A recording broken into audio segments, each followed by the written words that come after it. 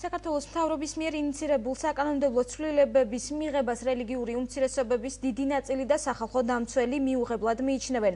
ახალი კანონპროექტი ზღუდავს გამოხატვის თავისუფლებას და პასუხისმგებლობას აწესებს რელიგიური რწმენისა და აღმსარებლობისთვის ხელის შეშლის, რელიგიური სიძულვილის საჯაროდ გამოხატვის, სიწმინდეების წაბილწვის, მათზე ნებისმიერი შეურაცხმყოფელი წარწერის გაკეთების ან დაზიანებისთვის. მთავრობის ახალ ინიციატივას არასამთავრობო სექტორის წარმომადგენელი საიას თელავის რეგიონული ოფისის ხელმძღვანელი მარეხ მგალობლიშვილი აფასებს.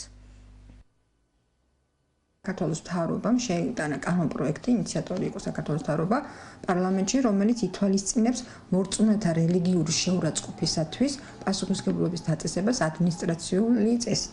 ასეთი საკანონმდებლო ჩანაწერი პირდაპირ ორგანიზაციებმა აღნიშნეს, რომ ეს არის გამოხატვის თავისუფლების თვითნებური და გაუმართლებელი შინაარსობრივი შეზღუდვა, რაც ეწინააღმდეგება როგორც საერთაშორისო ნორმებს, ასევე საქართველოს კონსტიტუციას. გარდა ამისა, განცხადებაში მოყვანილია დასასაბუთებლად არაერთი ევროპული სასამართლოს პრეცედენტული სამართლის ნორმები და თვითონ საქართველოს საკონსტიტუციო სასამართლოს მიერ მიღებული ნორმა.